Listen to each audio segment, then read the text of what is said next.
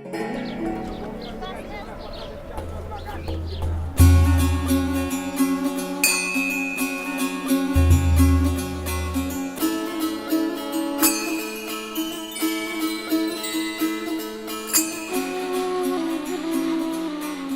grandi dans des ruines, donc je pense que je suis né d'ailleurs dans la ville de Saint-Augustin, et donc probablement dans mon enfance, j'ai senti ces ruines d'Hippone.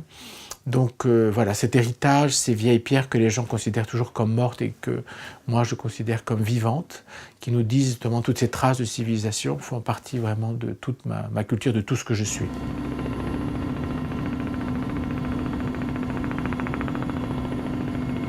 Bamiyan, pour moi, c'est un traumatisme, puisque j'ai assisté, comme tout le monde, à cette mort annoncée.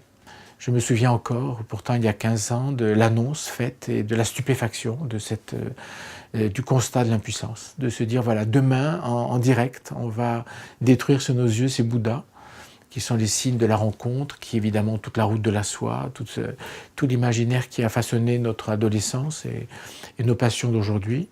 Et puis le miracle est arrivé, donc, de ce projet de Bamiyan. Et là, bien sûr, c'est l'appréhension, dirais-je, du site. Alors à la fois l'espace gigantesque et au contraire, parfois ces toutes petites grottes, ce labyrinthe pour accéder. Je crois que les expériences les plus fortes sont celles qui nous conduisent au grand corridor qui permettait l'extraction de tous les débris. Et donc on se met à la place du Bouddha, du regard qu'il pouvait avoir de cette vallée.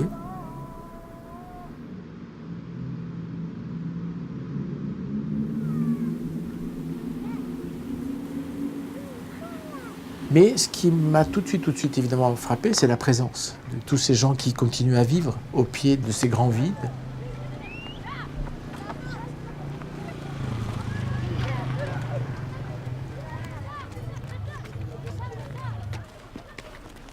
Je ne crois pas que les talibans, comme les membres de l'État islamique, soient sensibles au fait qu'ils soient des Bouddhas.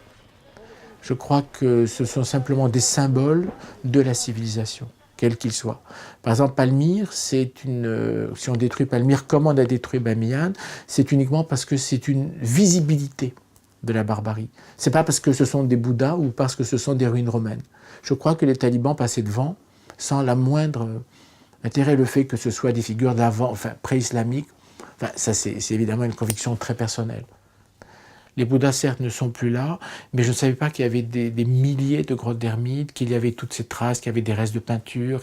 Une des photos à laquelle je tiens le plus, c'est le seul Bouddha vraiment lisible aujourd'hui, ce Bouddha orange.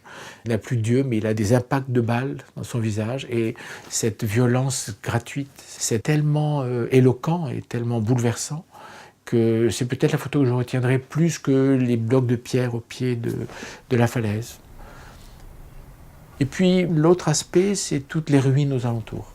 Khakrak, bien sûr, avec le vestige du Bouddha, mais bien sûr la cité des murmures d'Ar Rolrola, avec cette citadelle, pour moi c'est le désert des Tartares, hein, c'est les liens avec Bam en Iran, c'est les ruines de Dora Repose, de Mari, qui sont les premières cités de Syrie, donc au fond on établit toujours ces liens. Et puis tout à coup on se rend compte qu'on est dans un lieu où malheureusement, le symbole d'une nouvelle ruine est né.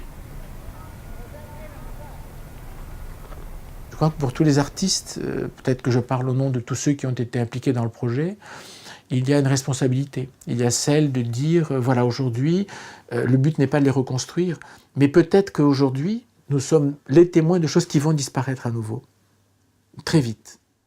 La ruine contemporaine est une ruine violente. C'est une ruine qui ne nous renvoie pas de la même façon à nos sources, à nos origines.